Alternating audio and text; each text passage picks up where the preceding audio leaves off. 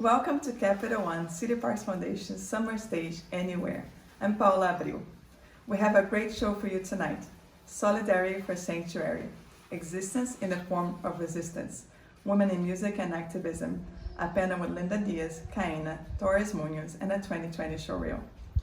SummerStage is New York's largest free outdoor performing arts festival.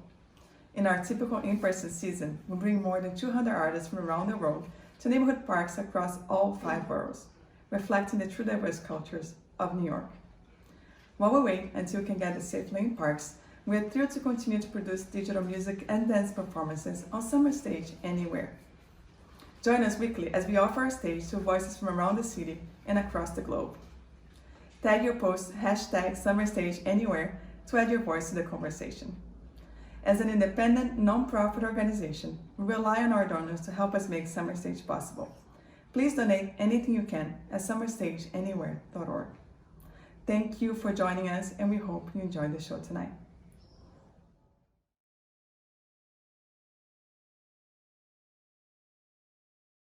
Hey everyone, my name is Doris Muñoz. I'm the founder of Solidarity for Sanctuary, and I'm super thrilled to host this conversation tonight for Capital One City Parks Foundation SummerStage Anywhere with Lucia, Allain. And so SummerStage is New York's largest free outdoor performing arts festival and has been a major platform for presenting renowned and emerging artists in the US for over 35 years. We've been very blessed to partner with SummerStage over the last couple years, bringing our Selena for Sanctuary show to the SummerStage stage in Central Park summer 2019 with Caliuchis, Helado Negro, Chris Perez, Amber Lucid, Jasper Bones, and more. And so after the conversation tonight, stay tuned for highlights from Solidarity for Sanctuary's September 1st, 2020 virtual program, SummerStage Anywhere, featuring KAINA, Linda Diaz, and Carla Morrison. So let's dive in. I want to introduce my dear friend, Lucia Allain over here, is a formerly undocumented immigrant rights organizer and communicator. Allain was born in Peru and migrated to the US with her family at the age of 11. And she's been organizing in the immigrant rights movement for over a decade and continues her work with Raíces as a communications manager. She started as a community organizer and has slowly begun her career in communications. As someone who has lived in the documented immigrant experience in a different way than the typical dreamer experience, in which stories like hers don't get uplifted in the media because it's not the good immigrant story, she continues to work in projects that lift stories of folks like herself. Some of Lucia's recent accomplishments have been in being able to have her collaboration on an art piece to be placed in recognized space in New York City, right on the High Line. Somos 11 millones. We are the 11 million, lifting up the stories of the 11 million undocumented immigrants living in the US and producing a concert in El Paso called El Paso Firme, which is where I met her. Bringing an estimate of 7,000 folks from different areas of the country to call attention to what was happening in the border with music from amazing artists like La Santa Cecilia, Residente, and many more. Just last year, she was named one of the Women of the Year for the recognized magazine Glamour, along with 3 of her other coworkers and among other well-known celebrities, activists in different social justice spaces. Lucia's passion is to continue to use her platform and network to uplift the unheard stories just like her own. She is a chingona, and I'm very grateful that we get to share space and co-moderating this today. I felt like it was very important, as this is an intimate conversation, to not only talk about the space that we take within the industry as women of color and the artist side of things, but really painting a huge light to how we can leverage our voices and our platforms for the needs of our community, especially what our fight has been in really uplifting the immigrant voice in all the colors that it comes in. So KAINA over here is a very dear friend that I've known for years now. Met in Chicago on tour in January of 2018. It was freezing, and that was my first winter in Chicago experience. And it's really been beautiful to see her grow. She's a first generation Latina born and raised in Chicago. And just recently coming out with, or actually not just recently, I feel like in the pandemic, we've seen just like a flash of a year, but her album Next to the Sun that came out in 2019 was one of my favorite releases of that year and really carried me through 2020. That was released on Super Records with her collaborator, Sen Morimoto, on the production. An amazing songwriter, an amazing artist, an amazing voice, an amazing human being that I have been able to see take space in different Chicago scenes, from her conversations surrounding her Next to the Sun album in a very intimate space to seeing her take huge stages like the Metro in Chicago. So I'm super excited to have her here and contributing her experience, not only in the industry, but her whole immigrant experience or kid of an immigrant experience and what that means in Chicago. And last but not least, we have Linda Diaz, who we had also a part of our Solidarity for Sanctuary program last summer, of course, who grew up in the Lower East Side of Manhattan. If y'all know her from the Tiny Desk contest win of 2020, I think a beautiful highlight that I had, and really hearing Green Tea Ice Cream for the first time and really being like, dang, these lyrics hit different, and just becoming obsessed with her music and really excited that a new voice like hers is coming out of New York City, which really made the SummerStage Anywhere program really special, because I could only imagine how that would have been to have her community out there like in person, to see a full circle moment like that happen.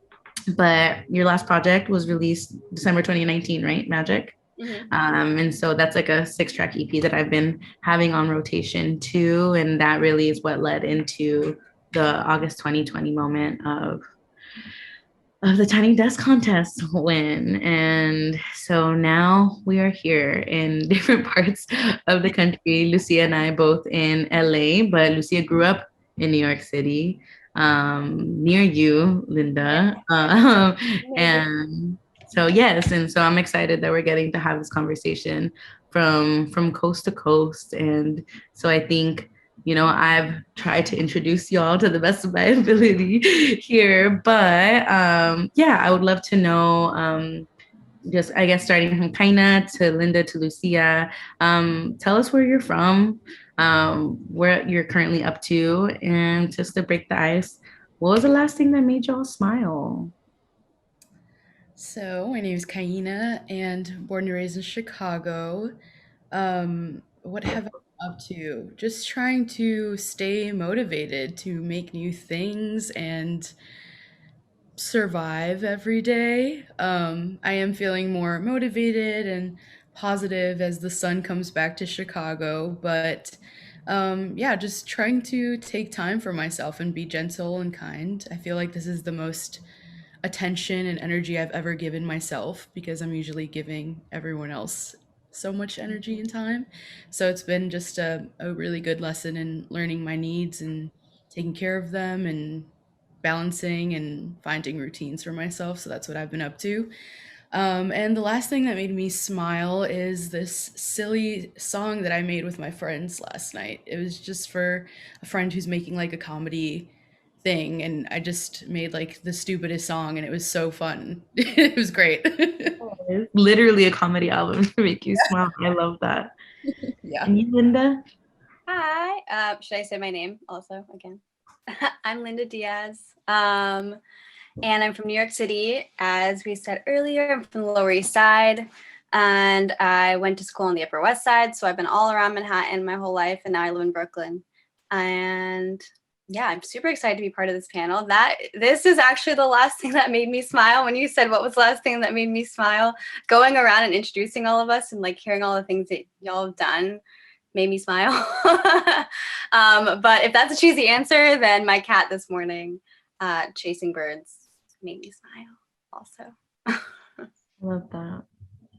Lucia, my partner in crime over here, my co-moderator. Hey everyone, I'm Lucia. Like Doris mentioned, I have been in the movement, in the immigrant rights movement for about 16 years now. So it's been a long road. And currently just working on, we have a new administration and we'll dive into that, but just really seeing what the next moves are within our communities, the reach of where we're at, and just like kind of balancing life and also, just the life of a bunch of other people that are just trying to look in for a new beginning in the country that we're currently living in. And I think the last thing that made me smile, funny enough, was hanging out with Doris and just spending time with my friends and being able to hug them, which has been really hard in this pandemic. So physical touch has been a huge thing for me. Yeah, we're in each other's pod. It's been really really important to have like those pillars throughout this pandemic. That's for sure. All the quality time that we can share is super healing. Take what we can get as we can. So I guess I'll jump it off to really dive in. And I think, anybody who's here listening is obviously aware of you, Kai, and you, Linda, and at least, SummerStage and what this has all brought us together. But I'm really curious to really take a deep dive on like, what we don't really get to talk about too much, like really like what was the entry point? Like what was the start? And Kai, I think we can start off with you. And like, I know about this because I met you, I think in this season of your life, but I'm really excited to, I think of like the younger listeners right now who are hopefully looking at you as a form of representation to understand like what was your entry point into the music industry and how did like your community in Chicago shape that experience? So I feel like I just give credit to Chicago for all of me. I always feel like I'm a product child of Chicago because I didn't grow up around a lot of family. I just have my mom and my dad and my little brother here in the States. So there's no one else to influence me. Like there's not a very, very prominent like Venezuelan or Guatemalan community here either. So I really feel like in its essence, I'm just like a Chicago like culture child, pretty much. But yeah, I grew up in just like after school programming in Chicago, like doing dance, and then in this performance group called the Happiness Club here in Chicago. I was in that group from the age of like 9 to like 19 for 10 years. And they just provided opportunity to young people in Chicago, and they still do. I got to play stages like Lollapalooza when I was like 15, and just learn how to write songs, learn how to perform, and all of that good stuff. So I think a lot of the youth programming in Chicago is so amazing, and I'm so lucky to have been a part of it. And now that I'm older, I realize that it gave me everything. All those communities gave me everything I know about being. It's so funny. It prepped me for a moment that I didn't really know that I would ever have. Like I never saw myself actually in a career of music. And I think I always feel like it just happened to me, but in retrospect, I have just been like prepping for it for a really long time, and I didn't know it. Oh my girl, you've been working so hard. I just like, I didn't even know. Or sometimes I'm like, I mean, I do feel like in the last 2 years is like the first time I've ever taken music seriously. It's only been like a big hobby. And, after like now having time and perspective, I'm like, that's so silly. Like I definitely was gonna do this, which I didn't know. But yeah, that was kind of my entry point. I do feel this way all the time. Even though I know I've put in a lot of hard work, I do feel like music kind of happened to me. It wasn't till my partner, Sen, and all my friends were like, let's make an album and let's release it. And I'm like, I didn't never have imagined myself doing that. I never imagined myself having vinyl or like working with a label to do any of this stuff. This was the last year and a half was my first time being like oh, this is a thing that I could do. So it was really like my community that uplifted me to pursue music further and be like, hey, dummy, like you make music, do this. And yeah, but yeah, I feel like I've given a lot of love and energy to Chicago, so it feels really nice that my community also uplifts me in ways that I can't see for myself all the time. So that was kind of my entry point with music. Is it's always been working with friends and friends encouraging me to go further, and I'm still learning how to commit to all of this on my own because, like I said, I still am just getting adjusted to the fact that it's even a thing for me. But yeah, I would say Chicago all day, every day. So then peeling that back a bit, like how was that transition of like, because I met you and you're working behind the scenes and you're like supporting artists, Yeah.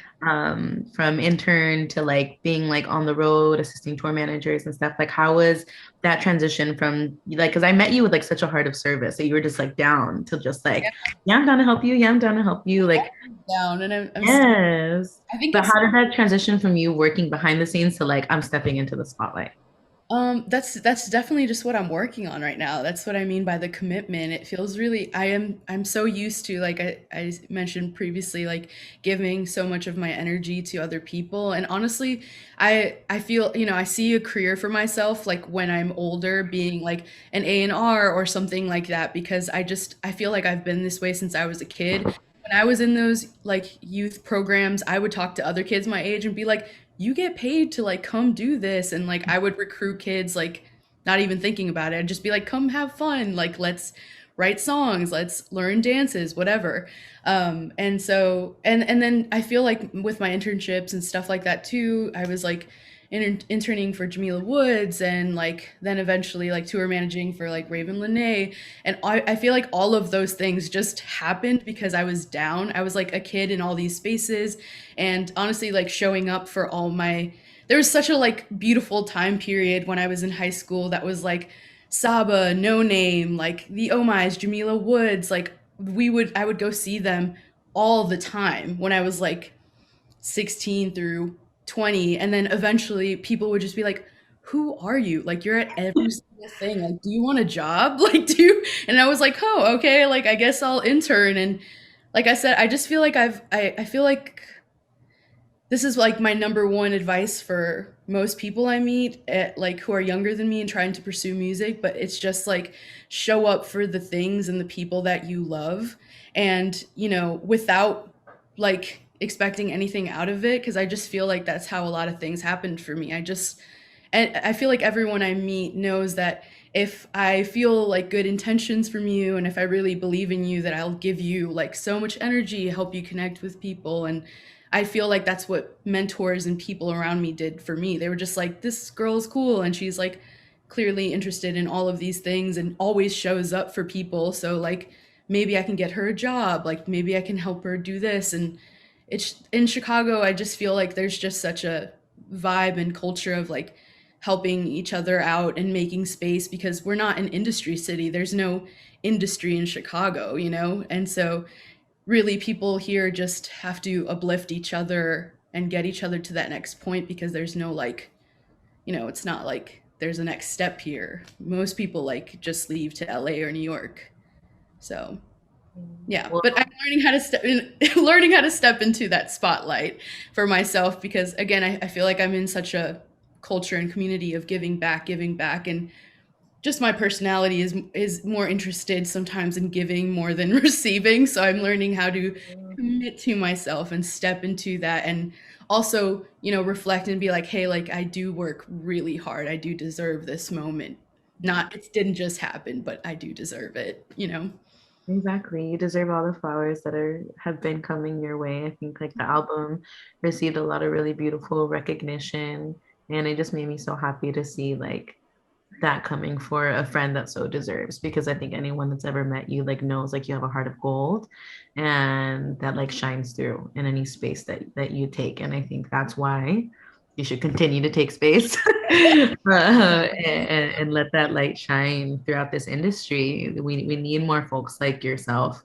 And like same to Linda, like I think, you know, being in a city that like where the industry is, like all the major record labels headquarters are in New York, but you know, I grew up in LA and like all music industries over here too, but it felt so out of reach, like really thinking of like childhood dreams then being manifested as an adult. Like how, like what was your journey and like your entry point into like not only like music, but then like the actual industry, and like yeah, how did your surrounding community really uplift that or like mold that for you? Yeah. So I have always been a singer. I'll just start there. I feel like it took me a really long time to see myself as a musician for a lot of reasons. But like singing from the womb, you know, like that kind of a kid, always watching musicals. But then once I started going to school, I think just the class disparity, also like the racial disparity, but specifically the class disparity and growing up in the projects and then going to school at like one of the most expensive private schools on the Upper West Side, I think really molded my idea of what I could and couldn't do in not necessarily that healthy of a way. Like I think I learned a lot about industries and how businesses are run, but I also kind of learned that if I wasn't willing to step on other people, or if I didn't already have this leg up, then I just wouldn't be successful. Like I couldn't see that path of like, you're here and you can get here. I only saw people that were already at the top, continuing to be at the top.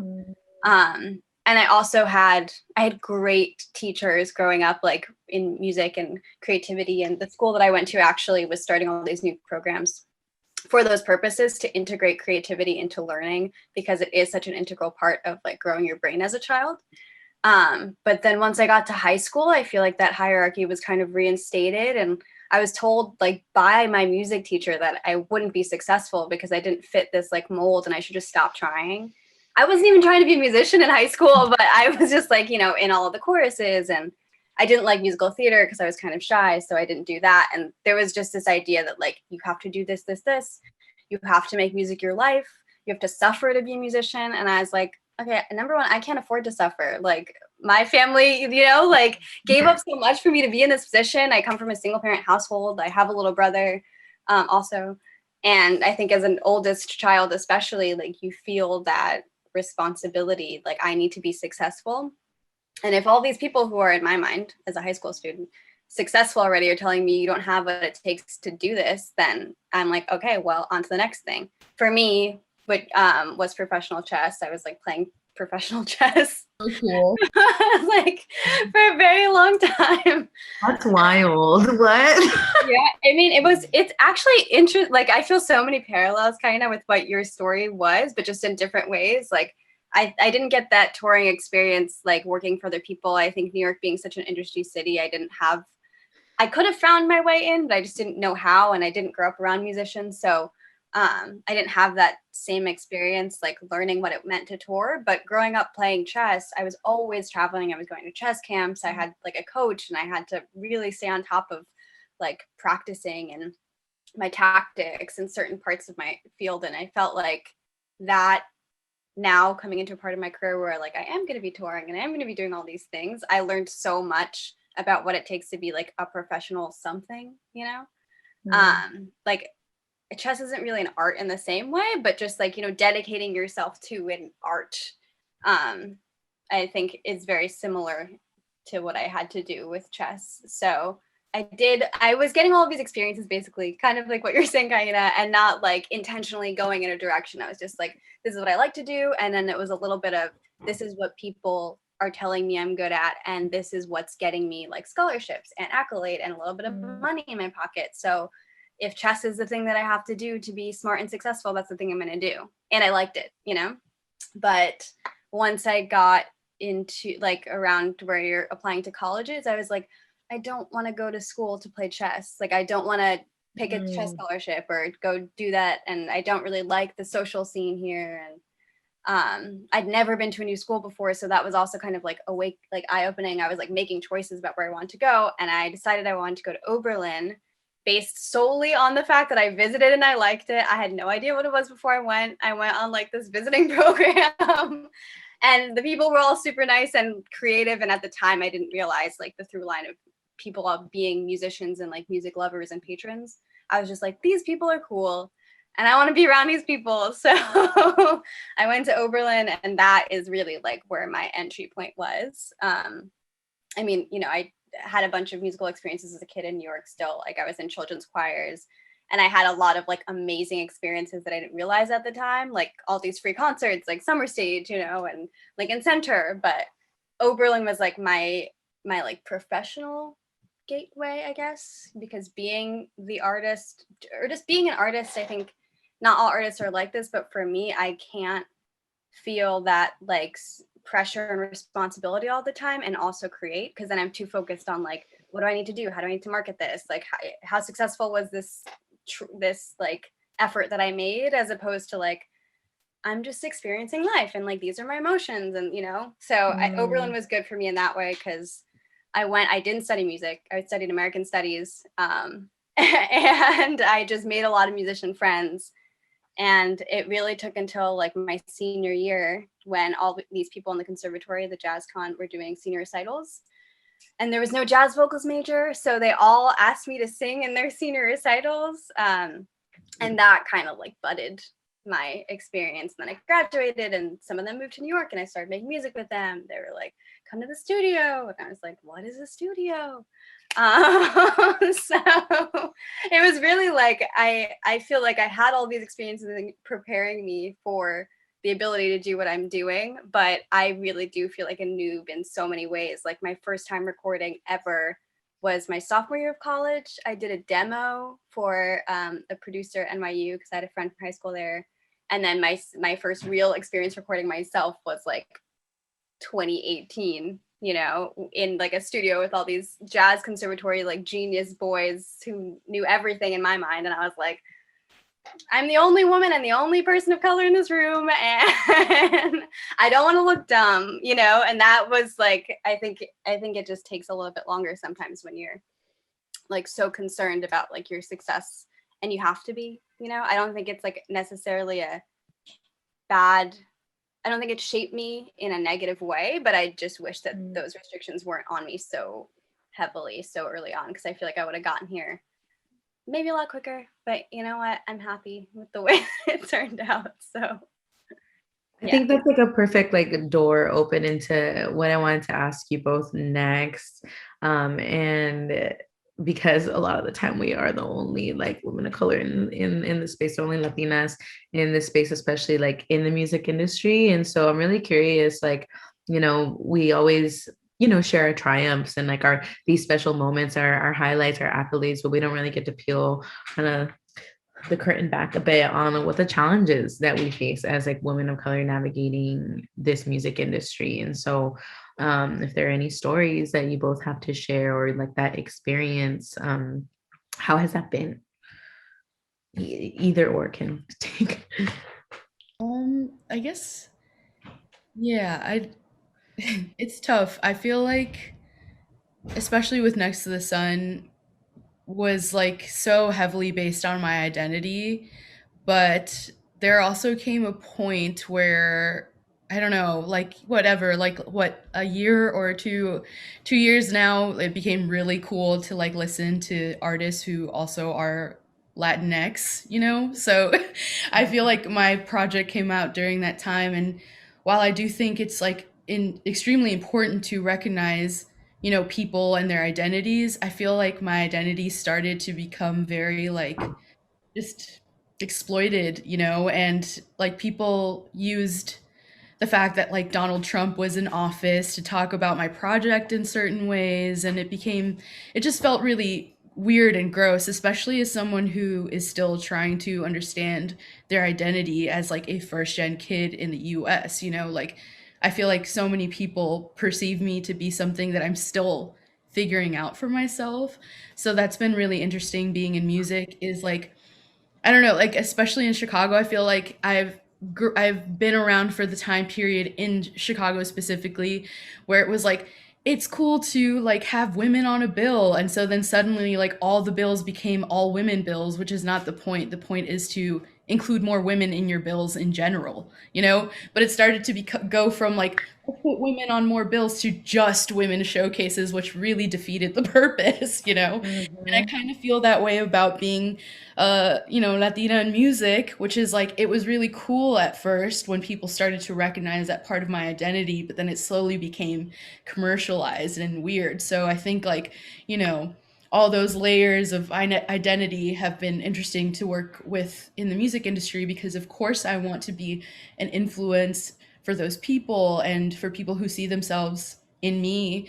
But just when it comes to industry, I guess people, you know, are trying to find ways to be woke or like in or understanding. And so I think, you know, and this is only perspective I've had the last year being in a pandemic, but like I think like the end of my album rollout started to feel really icky for me, because it was like I said, newspapers being like, Donald Trump is in office, KAINA is a Latina. And I was like, yeah, but like, or like, you know, I have songs that I've written about immigration on there, but those songs were written during like the Obama, you know, era. So it's like, you know, these issues have been around for a very long time. And like, I didn't release this song in 2015 when I wrote it, but like, it's still relevant, which is important to understand. But like, I don't know, just been trying to figure out what feels good to me, and everything is case by case basis, you know, like what I engage with, because like I said, I think it's like really trendy to uplift certain people right now on an industry side, and like that's exciting. I get more opportunity, but at the same time it gets weird. Like I said, literally like that's like a line that was written in an like prominent article, and I was just like, you know, people were like, this is such a great article. And I'm like, okay, but it feels like really weird, you know, like there's a point where it's like, I get to talk about my experiences in this way. I can talk about Donald Trump if I want to, but like when you're aligning my music as just relevant because of things happening in the world, then that feels kind of, you know? So I guess that's what it's been for me, is just like, you know, find that thin line between like, yes, of course, I am so proud to come where I come from and like be first gen, etc., but on my terms, and not when people try to use it for their marketing, etc. So it's been weird. Yeah, I think people trying to put things on your art is really difficult, especially when it has to do with your identity, because it's like, of course, my songs are all going to be about the fact that I am like Latina and I'm Black and I'm a woman because I wrote the song. So like, it's gonna have that perspective, you know? No matter what, it's always exactly. But it's not like for the purpose. I mean, sometimes it is, but like I've only put out a little bit of music thus far. And a lot of the music I've also written with straight white men, because those were the people that were around me and the people that I've worked with. And like, now I'm having the opportunity to like diversify the people that I'm working with. But when you don't know anybody and you're coming out of, you know, the people with the most privilege and access are going to sometimes, if they're like good people and if they're incredibly talented, like the people I've been lucky to work with, are going to look around and look for talent and be like, I want to help you through that. So it's not necessarily like a negative thing that I've been working, you know, like I feel like it's just when you're talented and you're young in your field, a lot of the people that are going to be where you're at are going to be straight white cis men because they had that leg up. So that's not to, you know, and so I feel like that's been like a very difficult thing for me to deal in, because it's like these are some of my best friends, these are people that I work really well with. Like, it's not that I'm upset that I had these awesome opportunities, but it's also like I can't write about certain things and feel comfortable doing that with someone that has like no idea what that experience is like, even if they're incredibly empathetic or even if they're like awesome allies. You know, it's just not the same experience. So it does feel weird when people use my music that, I mean, I wrote the music, but I didn't produce the music. I didn't play all the instruments on the music. And they're saying like, this is a Black song. This is a Latina song. And this means this. And it's like, okay, well, I feel kind of weird having them be a part of that, even, you know, even if that were what I was saying, I feel like there needs to be a little bit more like context. So I think that's been difficult. And I also think in my own process, like now that I'm in a position where I have more power, trying to hire people that are reflective of you know, like what I'm comfortable with, who I want to see around me, who I can like, who makes the music more the music. But also like having that reality that I did go to Oberlin. Like most people that go to Oberlin are wealthy white people. And so I have to like go out. And I think it can feel a little bit like impostery, at least for me, growing up in the projects, going to private school pretty much my whole life around almost exclusively rich white people, and then coming back to my own hood and being like, I don't know anybody who can play this instrument. You know, it feels like insincere, and I know that it's not, but I think like it's a difficult thing to build your team around people that you're comfortable with when you've never been around like people in your own culture. Because it's like, I think people like other Puerto Ricans, for example, other Latinos, other like Black people, other women, like make me feel more comfortable because they understand my experience. And so I think that that's like something that I've been really prioritizing, but it's just been kind of difficult for me because I'm like, well, why don't I already have that community? And it feels a little bit like your own fault, because here I am going out and being like, everyone on this bill is white, like everyone you work with is white, why can't you work with like other people and women of color? And then here I am, a woman of color, and I'm like struggling. So I think it can, I don't know, I think just like all the eyes on you as an artist in the first place when you're trying to build something is difficult, but then with the extra like, you should be like this, you should look like this has to mean this, makes it so much more difficult. Because you know, sometimes it's like, I only have $50 to pay someone for this gig, and this person's the only one that could afford to do that with me. And that's not always going to be a woman of color. Like, and sometimes I don't even want to ask a woman of color because I'm like, I feel mad rude doing that. So I think it's like the conversation of like equity in music has just been difficult for me, especially as someone I've been hyper aware of it. It's something that I studied in school, and it's something that I like have pretty much, I don't know, dedicate. Like, I feel like it's really important for me to be equitable. Yeah. But I think it doesn't always look the way that it should just when people are looking at you. So, yeah. And I think there's a lot to digest, right? There's a lot to digest from KAINA sharing. I think there's a very strong phrase that I catched from your answer, which is, you know, there was an article, I think it's going to stay with me forever now, because it's like, there was an article that mentioned Trump, right? And then there was in this article, they also mentioned you.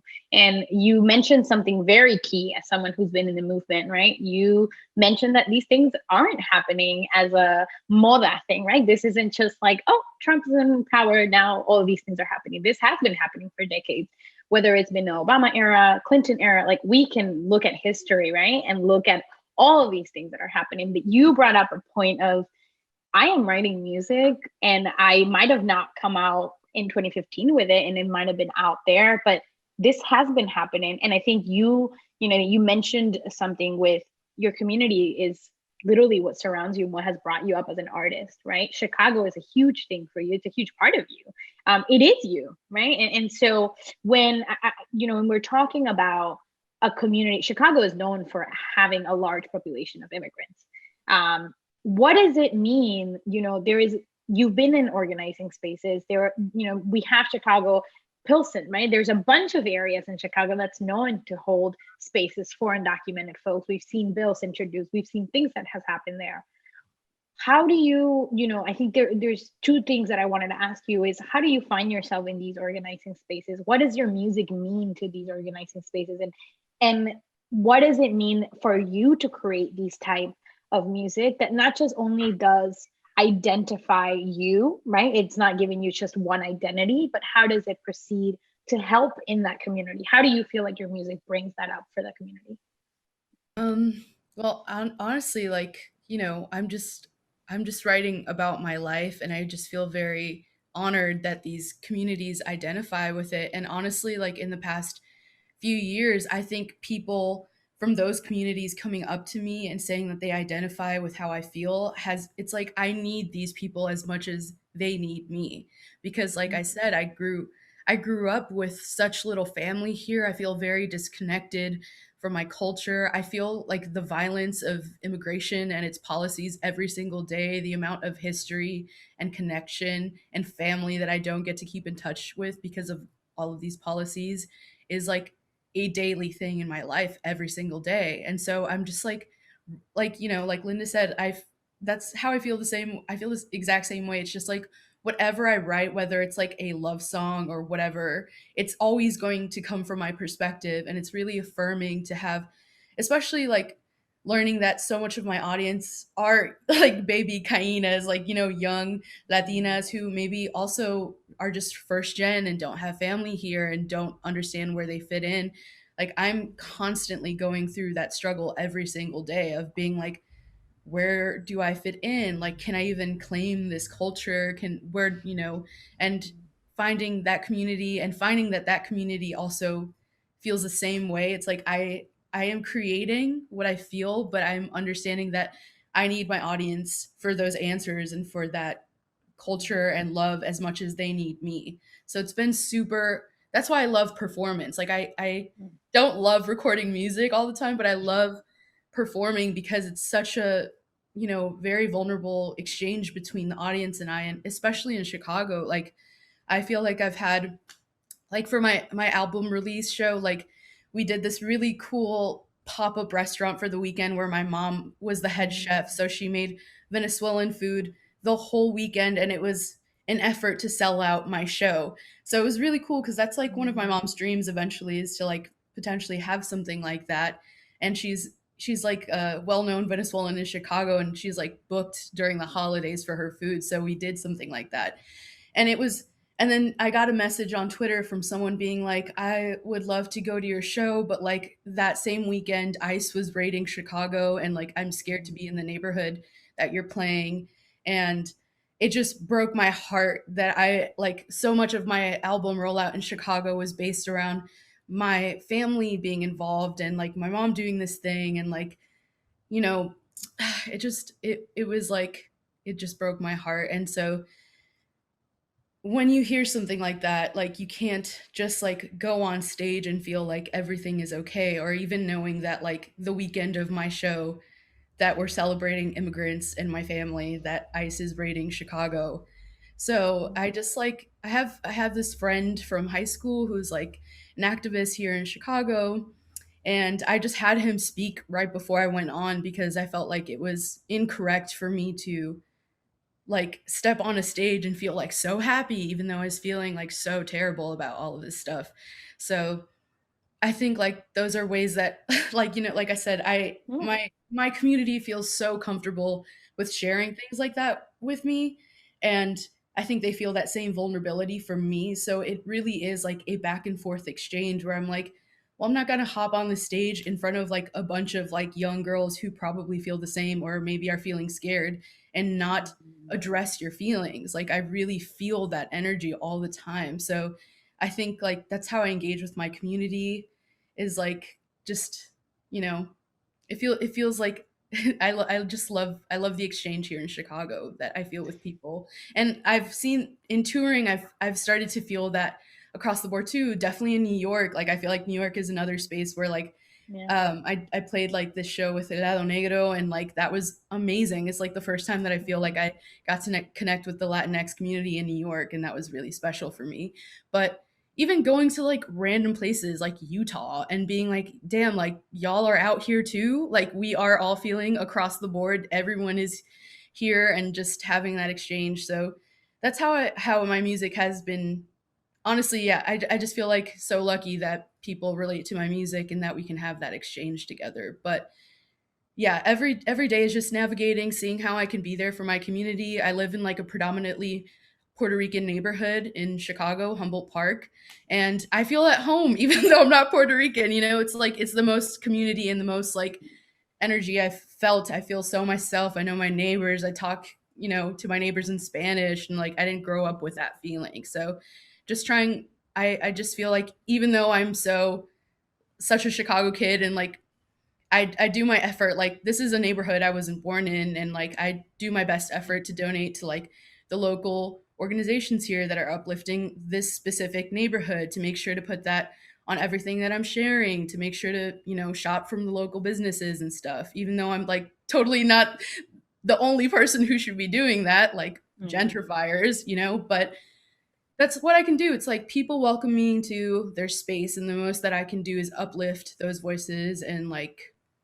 thank them for allowing me into their space. And I feel the same way about my audience, just like, thank you so much for letting me into your space. But I also need to see your face in the crowd as much as like you need to see me. I felt that way when one of the first times my parents got to see me play was I was able to open up for Caliuchis like on my own.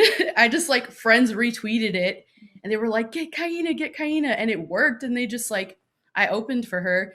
My mom came and like, it was like the most black and brown crowd I've ever seen or in my life. And that was the moment, one of the first moments that I was like, I really need this. Like I needed this, you know. Your community was holding you. Yeah. And like I said, it's, Yeah. I feel lucky and I feel like it's a privilege to have a platform because like I think people should know that I need to see those faces as much as like they need to see me. I'm just like I feel affirmed every single time, you know. Yeah, and I think you bring two key things, right? Two things that you mentioned was you had this moment, and I think I want to get to Linda about particularly activism, but I want to just highlight that one of the main reasons why also I think just talking about how art, music works within activism is exactly what you said. And it's something that also Doris has been working on, right? So like kind of like really bringing in art and how do we make artivism? How do we create the spaces? Because I think we have seen, we see pop stars in the Latino world who sometimes use their platform, sometimes they don't.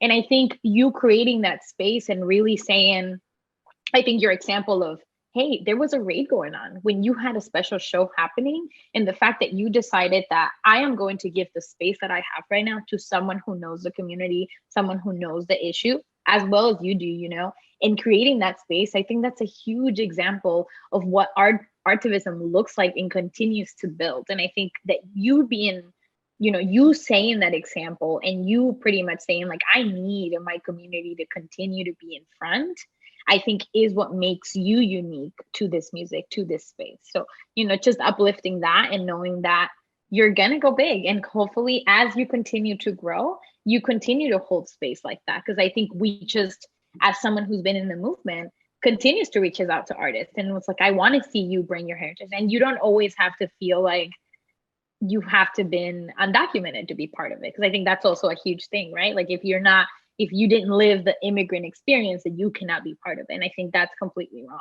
Yeah. And so I appreciate and I thank you for uplifting that, because I think it's two moments that really could define what art, those two moments really define artivism.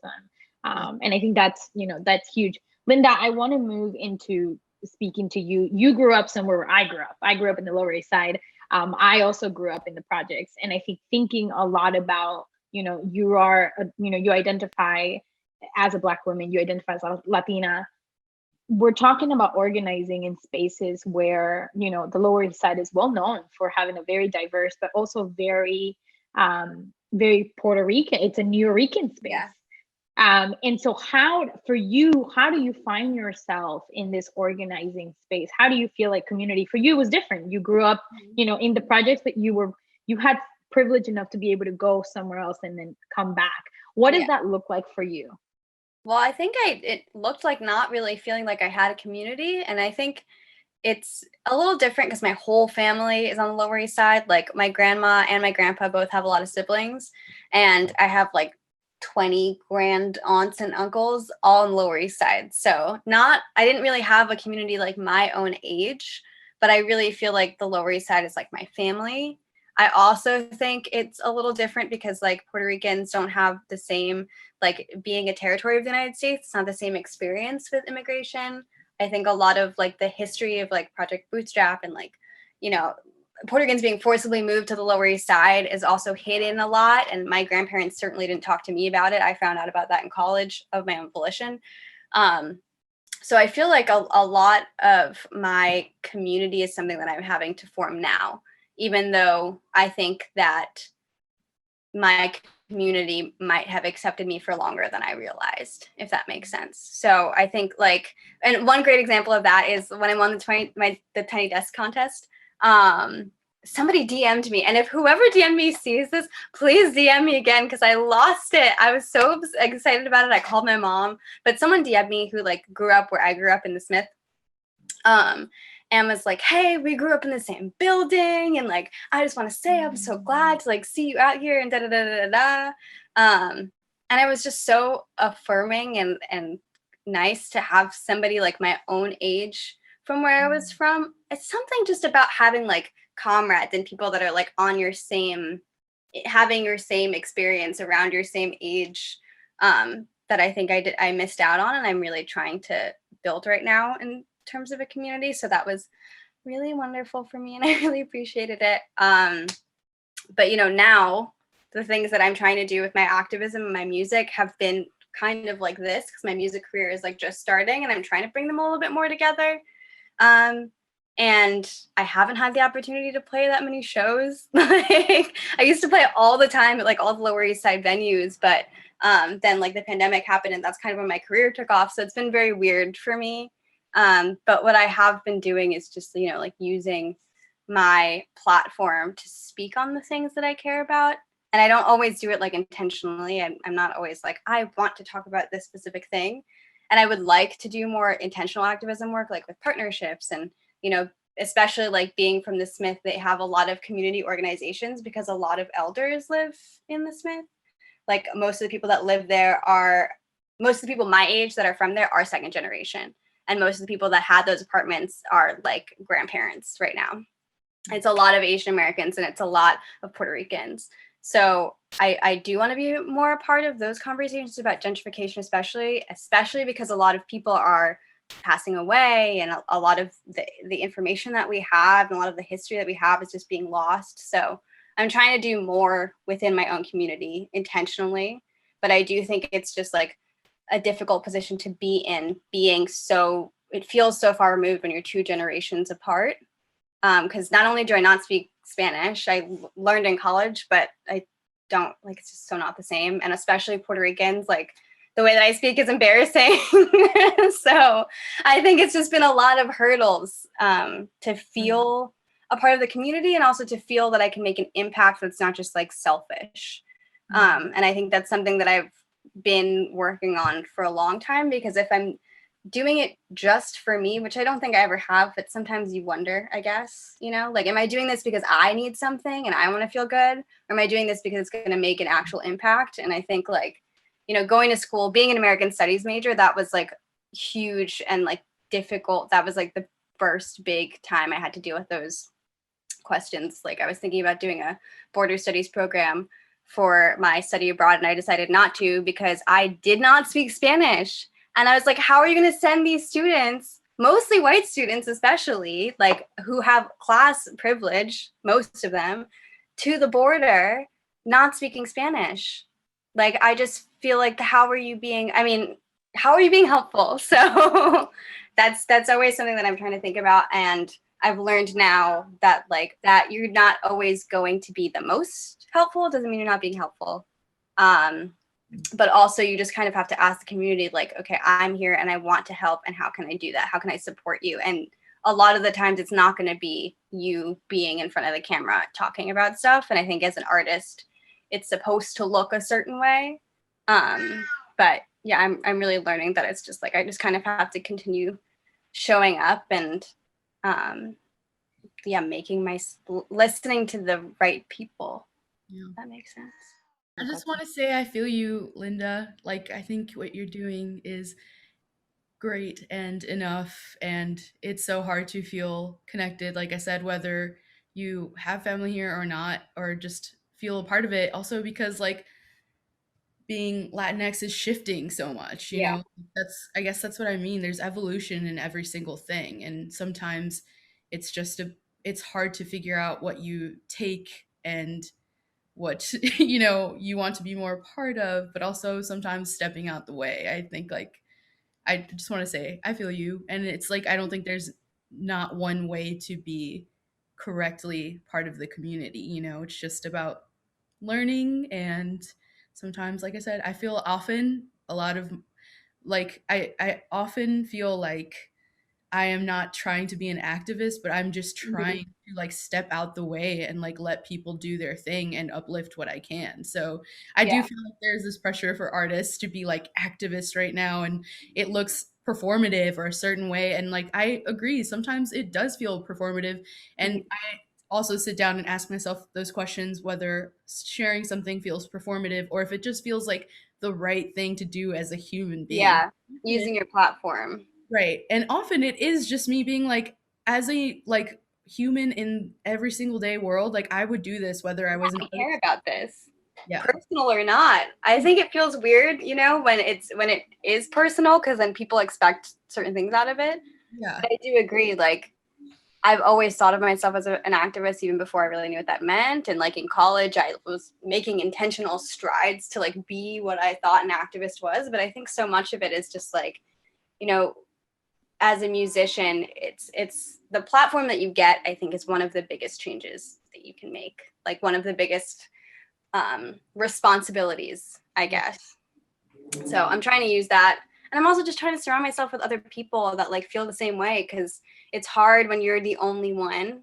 You're never the only one, but it's hard when it feels like you're the only one who, like, especially with something like music. And this was similar with chess, where it's like music unites the world. It's like right. It matters. And I'm like, this is always going to be bigger than the music. Like I will always be a musician, but the choice to be a professional musician and have a platform is intentional so that I can make change in the world. And if that like weren't the case, and if I weren't able to do that, I feel like I'd just be a musician for me and I'd choose something else that I could make a bigger impact with. But luckily, like we get to do the thing that we love and have a platform and make a change. So I think that that's just a big responsibility, and it can be frustrating when it doesn't feel like that's being taken seriously.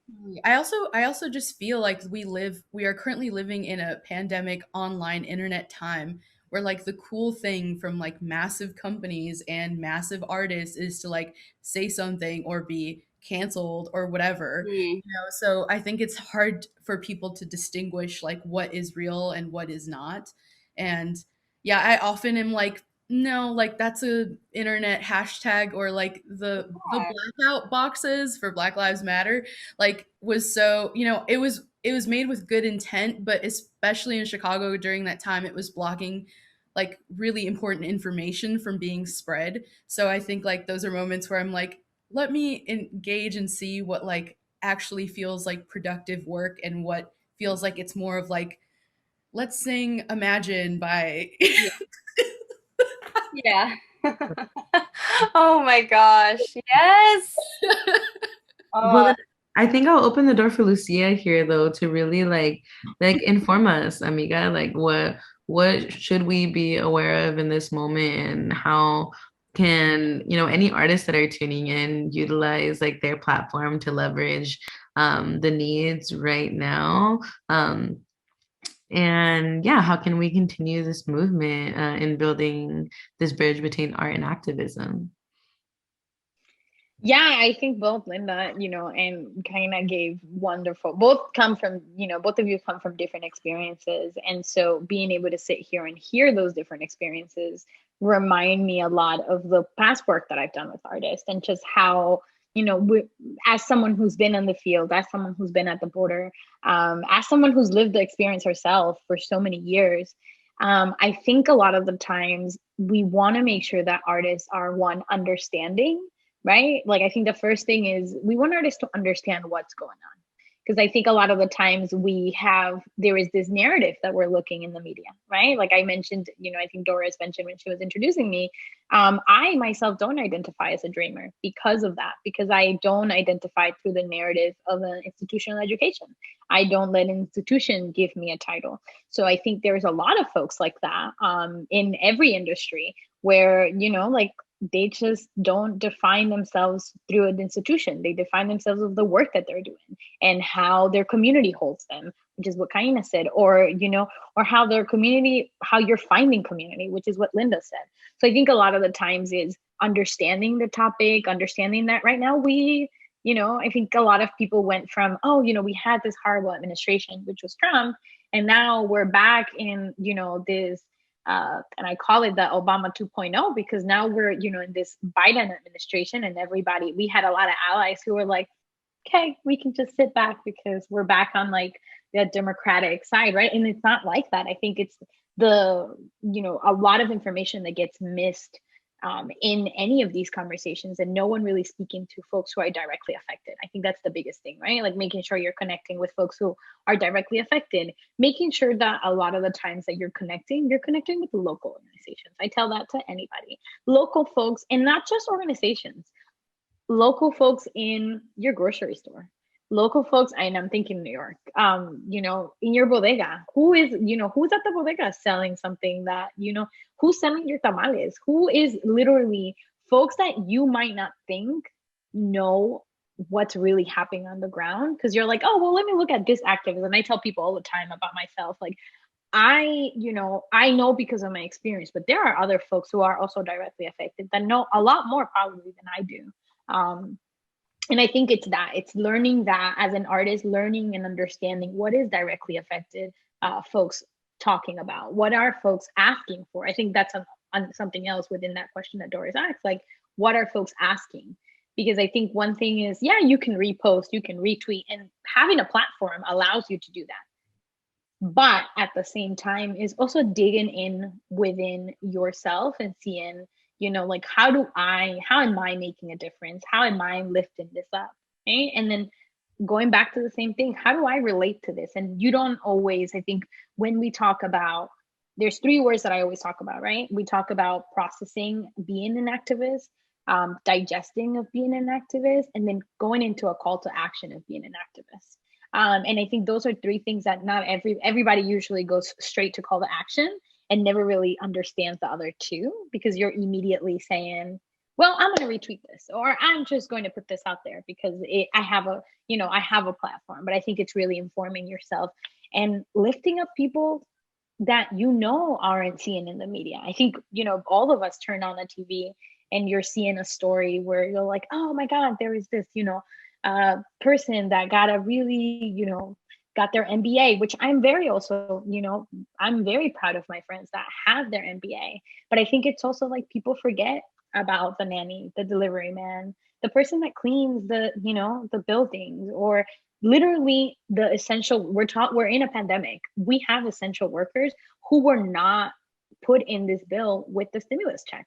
Like it goes to the minor things like that, and they have been forgotten, right? By a narrative, not by the community. So I think highlighting that, because I think a lot of people, when we're in these kind of conversations, like, oh yeah, the community, they haven't been forgotten by a community. They've been forgotten by a narrative. And if artists have the platform to move that narrative, you have the power to shift that too. And that's where artivism comes in, right? Shifting a narrative that it's already been crashed by the media. Yeah. And that's why I think, we need to create these spaces to be able to bring as many folks together to really lift up the voices that are in the trenches, doing the work, that are directly affected, because in the seats that we're currently in, it's like a seat of privilege, that we get to see this happen. And whether it is our families that have been directly impacted, or ourselves that have been directly impacted, now we're on the other side. I think we see a need that we want to fulfill, as artists that have a heart for it, as organizers, and as just like connectors to like make these moments happen, which is what I felt like was so beautiful to see both of you on the same bill last summer virtually, with Carla Morrison coming in from Paris and Lilo Pimienta coming in from Toronto. Like a show like that would have never happened, like had it been maybe just like in New York, and so that was like the silver lining of us being able to come together in that moment. And I think just to close this out, and thank you so much, Lucia, for like sharing all of that. I think that's given us a lot of beautiful perspective to understand like, okay, what is ground zero for us and how do we move forward from here? And so I think, yeah, to close out this moment, and like what was special about partnering with SummerStage for this past Solidarity for Sanctuary program, and any like closing remarks that you both may have. Can I go first? Okay. For me, it was really, and I literally just felt myself getting emotional. Oh my gosh. Okay. But it was the first time in my professional career where I felt like really seen and part of a community, which I don't feel like is easy for me, obviously, because of like the way that I grew up, and also being an Afro-Latina, I think you get left out of the conversation a lot. And yeah, it wasn't even I think I've had a little bit harder of a time seeing myself as being a part of like a Latina and a Black woman and just like all the communities I've been a part of, because I have had these specific privileges. And I think when you do have privileges in some ways, it feels almost like your disadvantages can be discounted, or people think that they don't exist just because you got to this place. And so I don't know, without all of that bad energy, I think the good energy really comes from feeling like I have a place where I fit in. And it wasn't that I needed to qualify my experience by like my disadvantages or the way that I've been oppressed. It feels like the reason that we are a community is like our cultures, of course, but also like our purpose and our missions and like our morals and values. And that felt really strong coming from you. And I really appreciated that, because I think so much of the time, especially when you are in like very white spaces, community just looks like shared oppression. And while that is a really important thing to have to like, hold you through trauma and growing in that way, I think it can sometimes you can lose sight of like how wonderful it feels to just like belong and exist. So yeah, this was super special for me.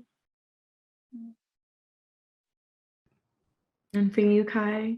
So special, so awesome. I just, so happy to be a part of it. I love the work that you do, Doris, and I feel the same. It just feels good to belong in a way that doesn't feel like I said, is exploiting anything. It just feels natural. It feels like community, and honored to share space with like such an incredible range of people. And yeah, especially for something that's so prominent to New York. Like I said, like all of this programming in Chicago was essential to me. So it feels really special to be part of that and welcomed into that space. I love that so much. I think you both are just like the epitome of like what it means to like lend your voice for what is necessary in our community right now. And like Linda, like you said, like it's just important to share these moments of joy together, of feeling like, yeah, we have community and bonding beyond just the trauma. Like we are literally like our existence as a form of resistance, the space that we take in the music industry, like we belong in the general market, not just in the little like Latinx corner that's like cool right now, which I'm so happy that it is cool right now, because we all needed this growing up. And so now that we get to share this space together, it means something different. You both are the forms of representation that I imagine you both needed. Yeah. Growing up, and same for like Lucia growing up in being born in Peru and growing up in New York City, and being a fan of music, and seeing that there are musicians that care, and that are utilizing their voice for the marginalized, and it just makes me so happy to be in a virtual space, at least with amazing, powerful women that are going to continue to shake the systems that oppress us from within. And I think there's nothing more that I love than being able to just like exchange energy in this way. So I really thank all of you for taking the time to be a part of this, to unpack this a bit more, because last year's show was so beautiful and we got to fit so many artists in that bill because of this virtual space that we're now in. And so I think hearing from you both is just, I think, really important for the audience to understand where we're all coming from and why we are doing what we do. So thank you all, and thank you all for joining us for this special conversation. Directly after this, please stay tuned for highlights of last year's Solidarity for Sanctuary program with SummerStage Anywhere. And remember to tune in every week for more digital content from SummerStage at summerstageanywhere.org. It's what's holding us over right now until concerts can really come back. Let's pray that we can all be together in person soon in a hot, sweaty summer in New York City. Please. That is my prayer. But thank you all. Thank you, Lucia. Thank you, KAINA. Thank you, Linda. And I hope you all enjoy the rest of your day, evening, and wherever you are. Thank you so much. Thanks for having us. Besos. Yay.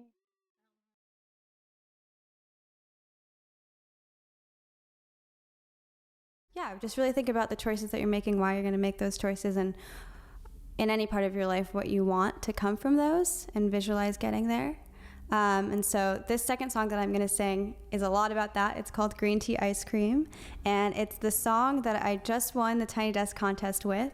So that is super exciting for me. You can check out the live version with my full band, but right now I'm just going to sing it for you by myself, the way that I wrote it. And this song is just about when things feel like they're overwhelming and everything is changing around you. The things that I myself look to kind of remind me who I am. And yeah, I hope you guys like it.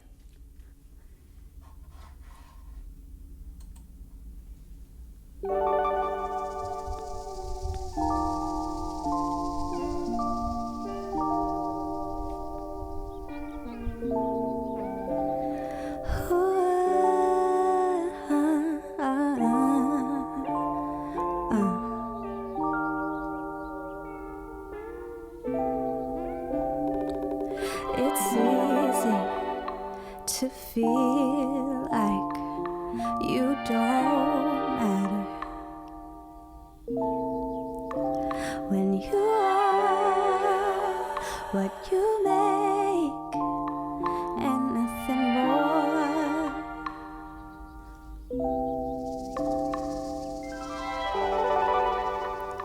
Do you even know what you're working toward? Slow down, you're burning out at the end of your week now. 9 to 5, you're running holes through your sneakers, through your soul. Should be busy living life, but you just haven't got the time. Gum and pennies on the street, close my eyes to see my peace. But when it gets to be too much, I find myself in what I love. When I'm by the sea, sweatshirt, sweatpants, white North blue jeans, writing letters to old friends, black cats and tender moments, cherries in the spring, long walks on nights, green tea, ice cream. It's all so good, so good, so good to me.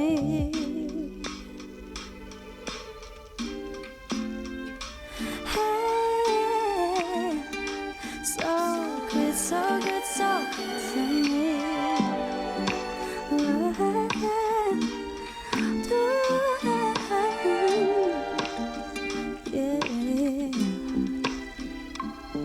It's easy to fall into dull patterns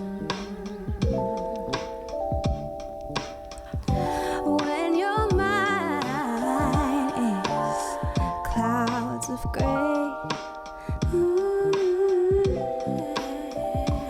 Oh, lately all my thoughts are marked with questions. Like how can I do I manage expectations while I manifest my greatness? Can you tell me just how long I will be waiting? Even trees and flowers know where the seasons for you grow. You should be living out your dreams. Instead you're tearing at the seams. Lights and sirens in the dark, plug my ears to hear my heart.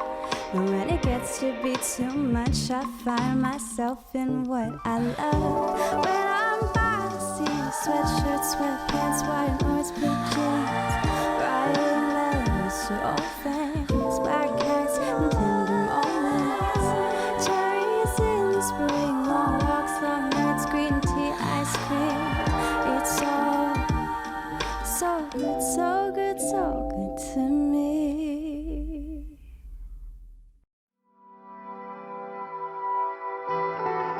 Hey everybody, my name is KAINA, and I'm here with my best friend Sen Morimoto. We're live from Chicago on a beautiful summer day. We're sending you so much love. We know it's a difficult time, and this song is called Could Be a Curse, and it's about sad times and how everyone can relate to those moments and how you're gonna get through it.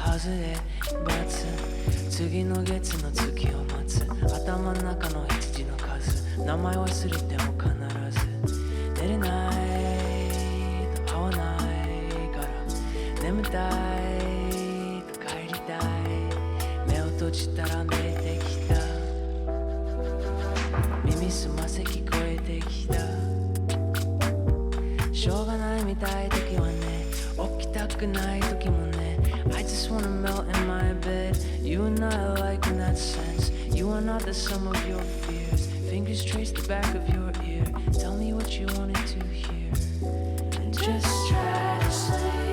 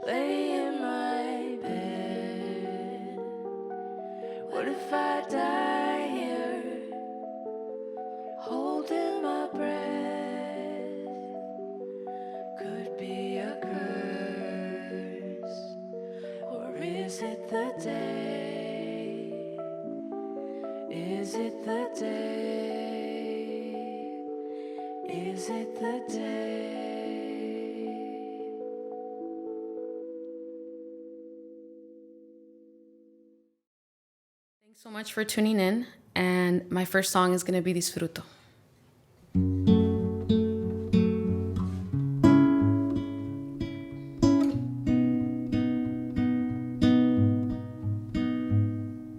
Me complace amarte, disfruto acariciarte y ponerte a dormir. Es escalofriante tenerte de frente, hacerte sonreír.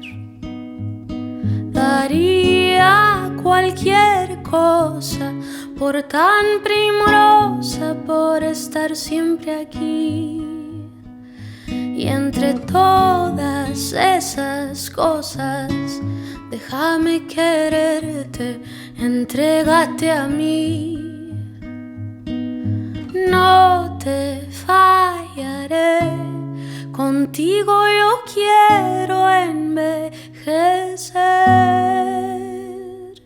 Quiero darte un beso, perder contigo mi tiempo, guardar tus secretos, cuidar tus momentos, abrazarte, esperarte, adorarte, tenerte paciencia.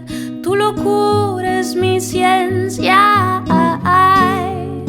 Oh, oh, oh, oh, oh, oh.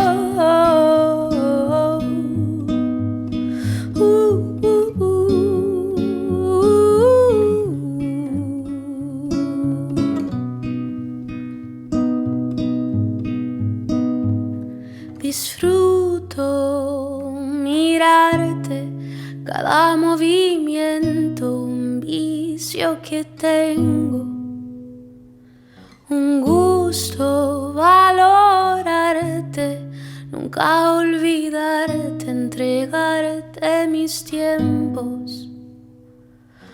No te fallaré, contigo yo quiero envejecer. Quiero darte un beso, perder contigo mi tiempo, guardar tus secretos, cuidar tus momentos, abrazarte y esperarte, adorarte, tenerte paciencia.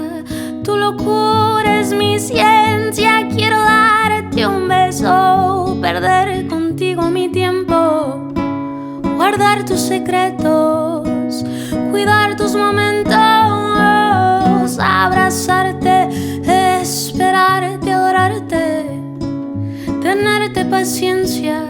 Tu locura es mi ciencia.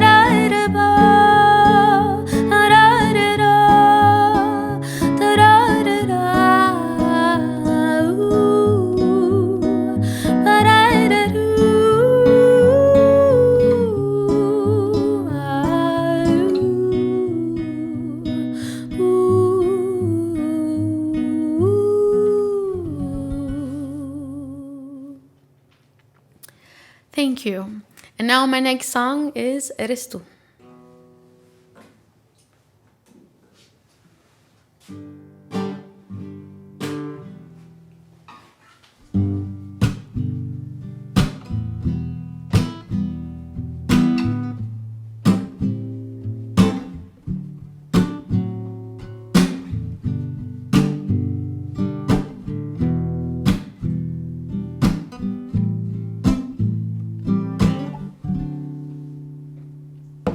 Hoy desperté con ganas de besarte.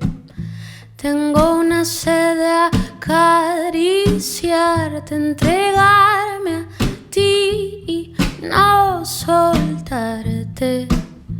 Eres tan embriagante, eres tú. Eres tú.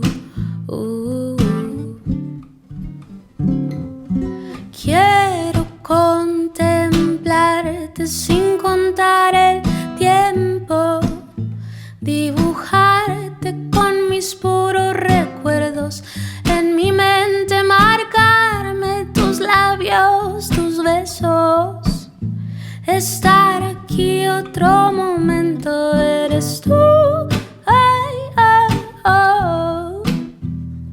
Eres tú, ah, na, na, ay, oh. Eres tú, eres tú.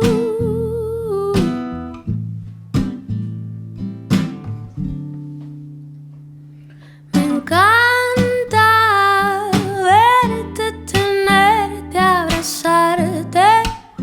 Cuando estoy a un lado de ti, todo lo bueno de mí florece. Eres tú, ese imán de una preciosa energía. Es tu alma que envía señales a mi cuerpo, porque este misterio siempre se en boca de ti y me llena de miedo. Eres tú, ay, ay, oh. Eres tú, oh, na, na, ay, oh. Eres tú, ay, oh.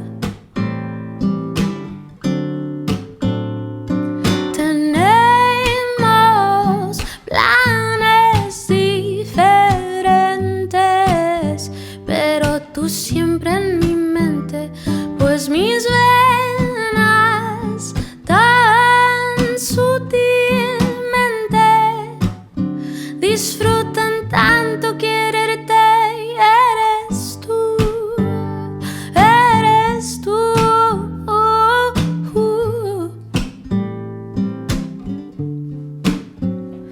Eres tú, ah, ah, eres tú, ah, ah, ah. Eres tú, ay, ah, oh. Eres tú, ah, na, na, ay, oh. Eres tú, eres tú, ay, ah, ay, oh, oh.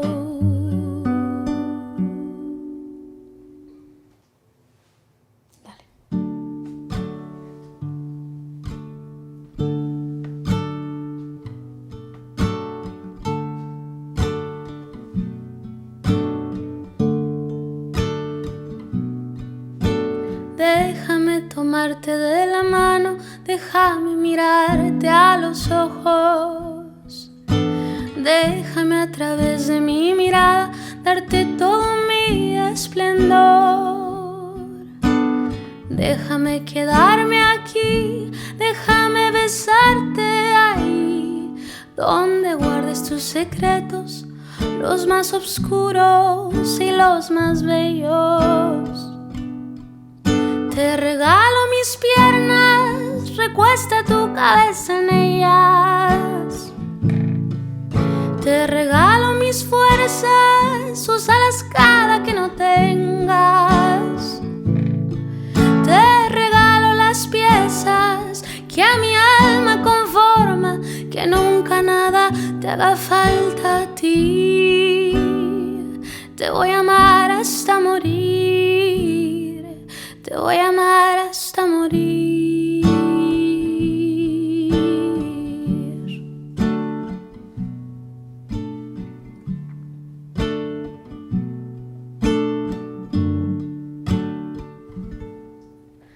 Déjame jugar contigo, déjame hacerte sonreír.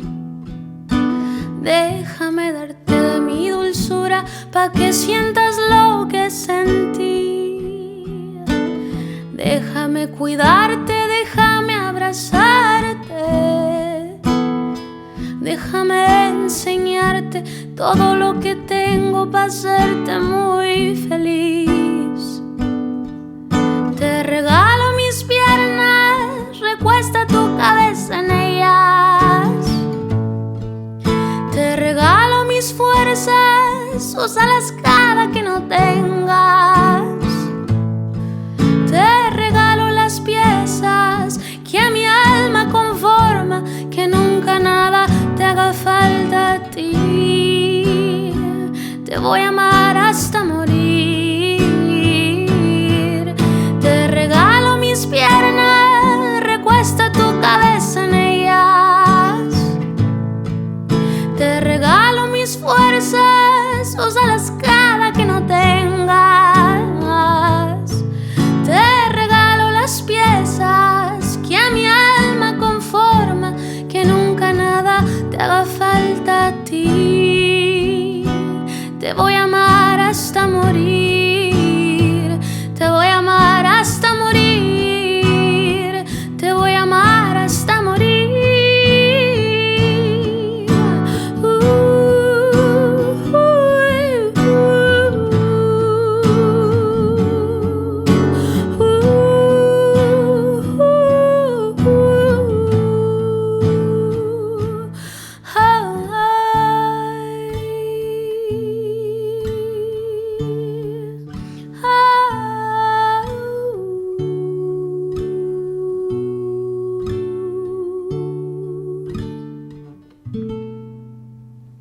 Thanks so much, everybody.